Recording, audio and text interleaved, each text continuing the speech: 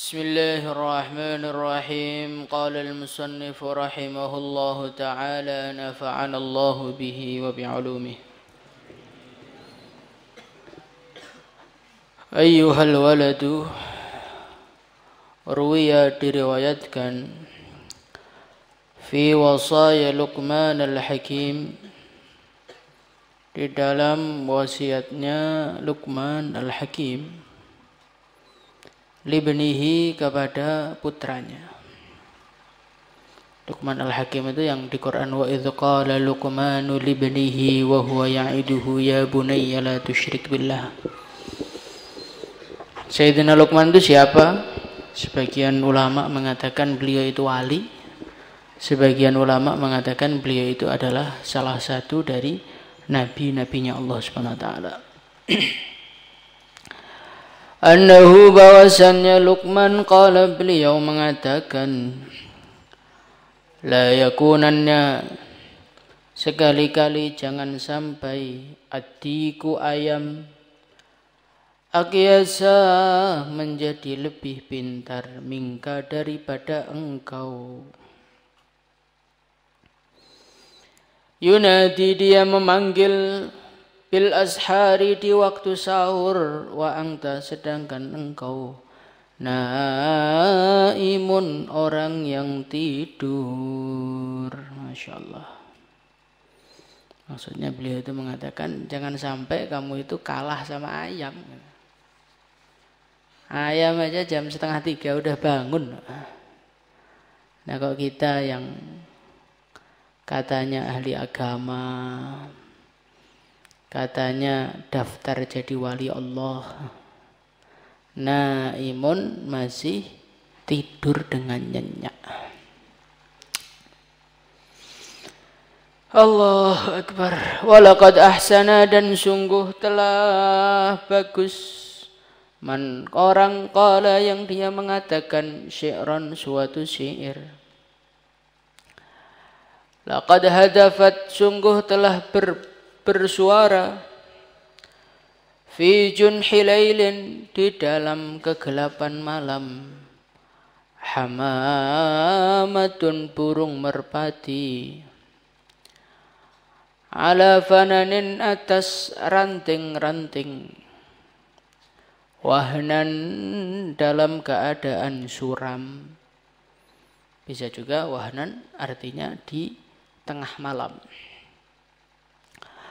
Wa ini, sesungguhnya aku, lanaimun, sungguh orang yang tidur. Kadzabtu, aku telah bohong, wa baitillah, demi rumahnya Allah. Lau kuntu, andai kata aku, asyiqan, adalah orang yang rindu, lama sabaqatni, maka tidak akan mendahului aku, bil bukai, dengan menangis, alhamaimu, burung-burung merpati.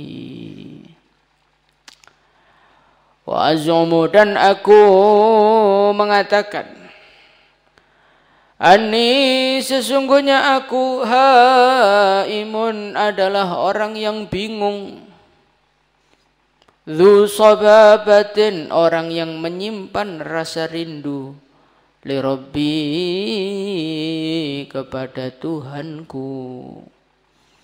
Fala abki, maka aku tidak menangis, wa tabki, dan menangis, al bahaimu, binatang-binatang ternak. Masya Allah. Ini juga ada seorang penyair yang menyadarkan kita. Beliau mengatakan, laqad hadafat fi junhi lailin hamamatun, sungguh suatu malam ada seekor merpati yang bersuara. Wa inni ala fananin wahnan, dia bersuara di atas ranting di tengah malam. Wa inni lanaimun, dan sungguh aku tidur. Kadzabtu, aku bohong.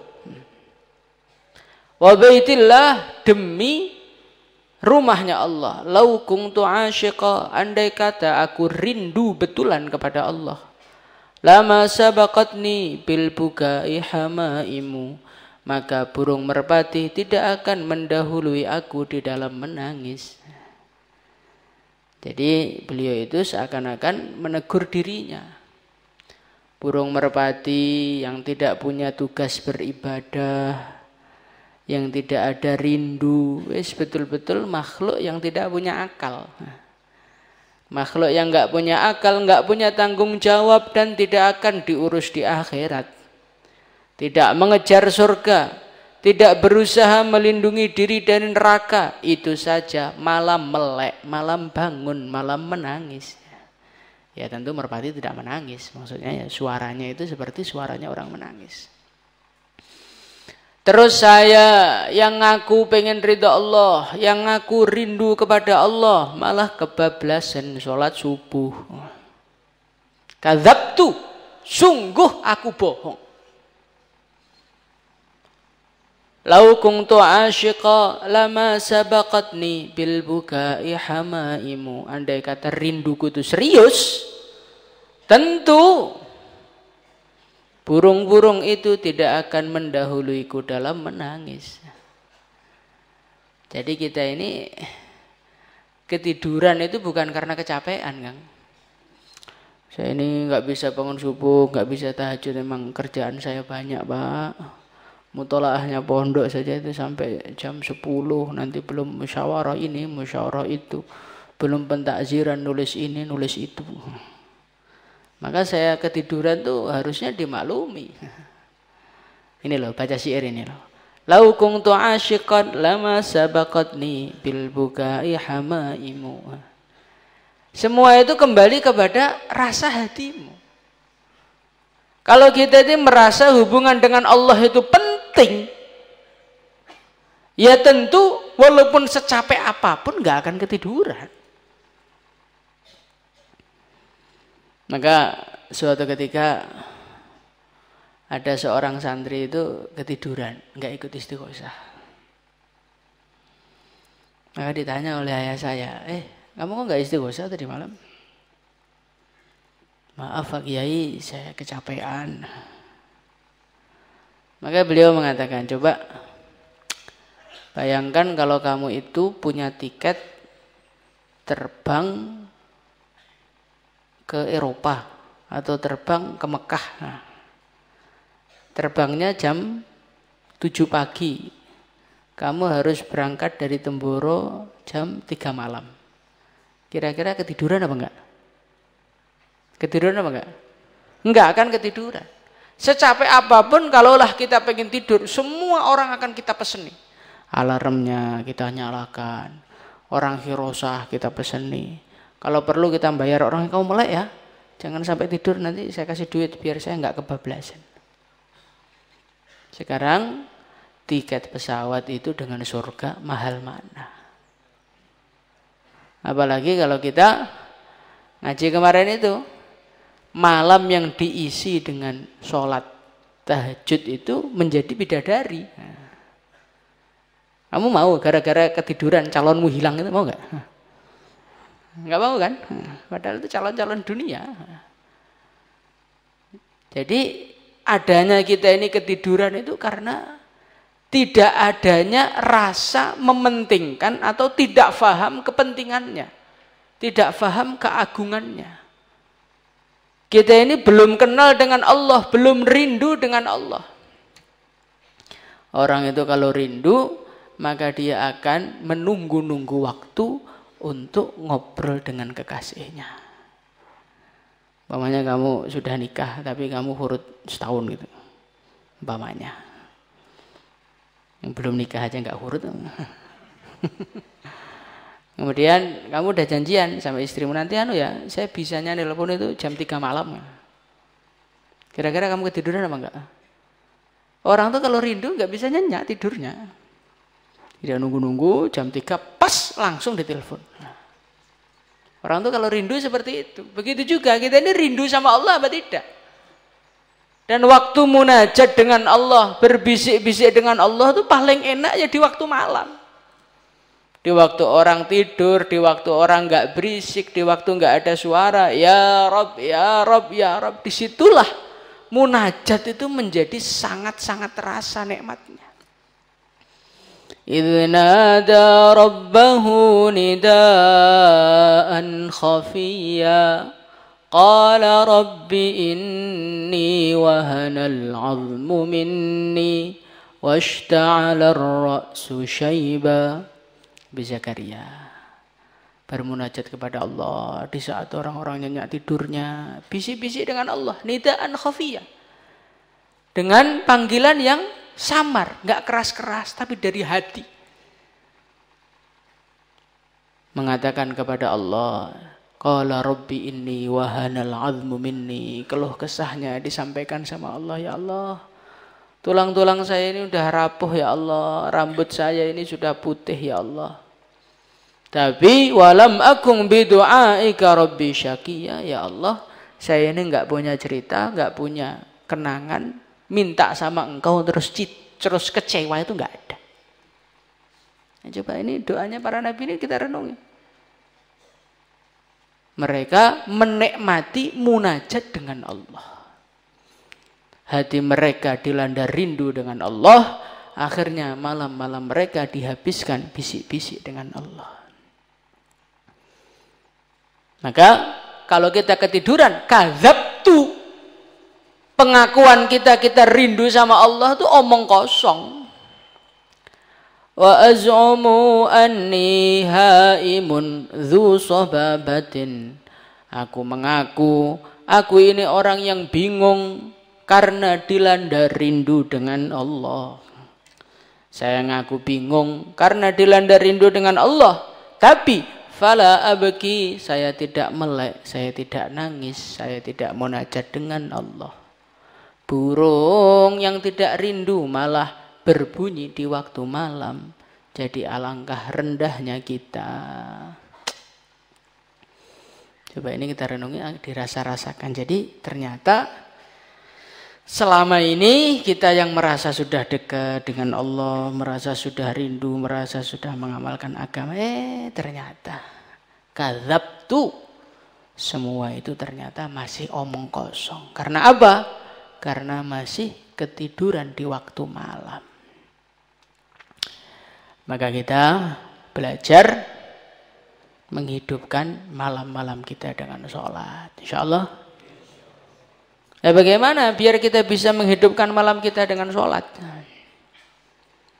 Yang pertama kali, jangan maksiat. Karena dikatakan oleh para ulama, maksiat itu akan menyebabkan kamu terhalang dari ibadah kepada Allah. Walakin karihallahum bi'athahum.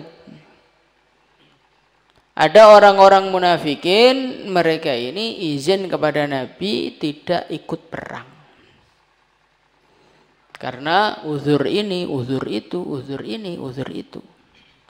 Maka Allah Subhanahu wa taala menjelaskan, bukan kalian tuh kebanyakan uzur, bukan. Allah memang enggak suka jamaah itu ada Anda gitu loh. Nah, begitu juga beribadah kepada Allah itu merupakan satu keistimewaan. Maka ibadah kepada Allah Subhanahu wa taala itu tidak Allah berikan kepada orang-orang maksiat.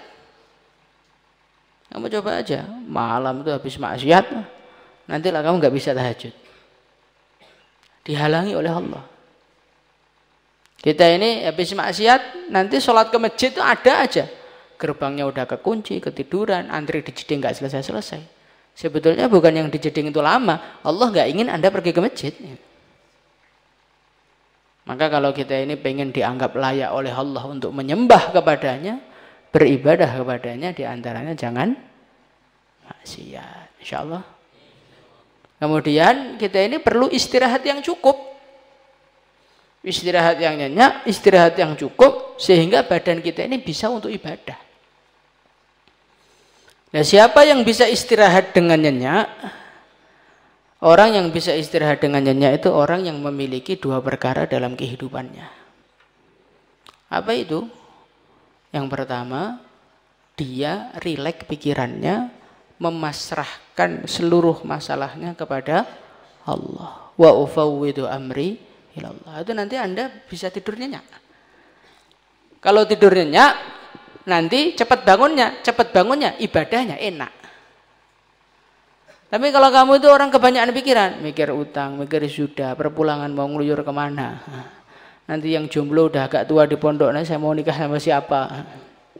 Mikir semalaman sampai tidurnya tuh nggak bisa nyenyak. Tidur nggak bisa nyenyak, ibadah lemes. Maka orang itu belajar bagaimana masalah-masalah itu diserahkan sama Allah, biar ditata sama Allah. Kita nggak usah ikut-ikut memikirkan, nggak usah ikut-ikut ruwet. Insya Allah. Al-Imam Ibnu Athaillah As-Sakandari rahimahullahu ta'ala, beliau mengatakan, arih nafsaka minat tadbir, fama qama bihi ghairuka lam takum bihi anta. Kamu itu nggak usah menata hidup. Saya nanti Pak habis daurah saya mau begini, habis tahsus mau begini, saya ngumpulkan uang, saya mau cari cabang yang gajinya besar, nanti kira-kira per bulan saya bisa nabung sekian, akhirnya saya sudah memantaskan diri untuk menikah, saya nanti akan melamarkan fulanah, binta fulan, begini. Lawang perkara sudah ditata oleh Allah, kok kamu ikut-ikut nata itu kenapa? Arih nafsaka minat tadbir, pokoknya tugasmu itu apa perintah Allah, itu sudah. Urusan kendala-kendala dalam menjalani hidup, serahkan saja yang menciptakan kendala. Siapa dia? Allah Subhanahu wa ta'ala. Wa ufawwidu amri ilallah. Sudah. Enggak usah nata ini bagaimana solusinya. Ayo bagaimana solusi? Solusinya serahkan sama Allah, selesai. Selagi masalah belum kamu serahkan sama Allah, itu berarti Anda belum mengerjakan solusinya. Bagaimana insyaallah? Kemudian yang kedua, orang itu enggak nyenyak itu kalau makanannya enggak sehat. Kamu makan micin, makan cilok, makan gula, makan tepung, makan gorengan, akhirnya perutmu sakit, asam lambung naik, tidur nggak bisa nyenyak, megap-megap, nggak bisa napas. Coba aja kamu sebelum tidur jam 11, setengah 12 tuh jajan koperasi yang banyak sampai kenyang, langsung tidur. Insya Allah tidurmu nggak bisa nyenyak, nanti bangun tidur sakit semua, akhirnya balik ke selatan, bukan istighosah. Ya apa enggak? Itu gara-gara apa? Gara-gara makanannya enggak sehat.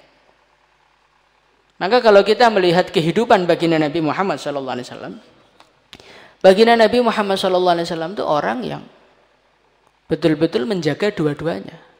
Istirahatnya itu juga cukup, kemudian ibadahnya maksimal.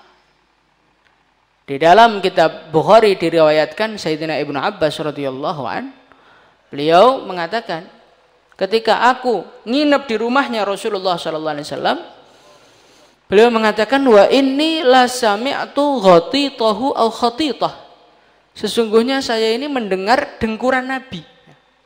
Jadi Nabi itu tidur saking nyenyaknya sampai ada dengkurannya. Lah orang yang bisa seperti itu, ya orang yang rileks dan orang yang sehat. Kalau Anda tidak sehat, Anda tidak akan bisa tidur dengan nyenyak. Maka dari itu jangan maksiat, urusan serahkan sama Allah, nggak usah kebanyakan mikir. Ngapain makhluk yang gerakkan Allah kok kamu pengen nata itu kenapa? Serahkan aja sama Allah. Kemudian yang ketiga, makan yang sehat. Insyaallah. Semoga Allah SWT tolong kita menjadi ahli-ahli ibadah di waktu malam. Salatullah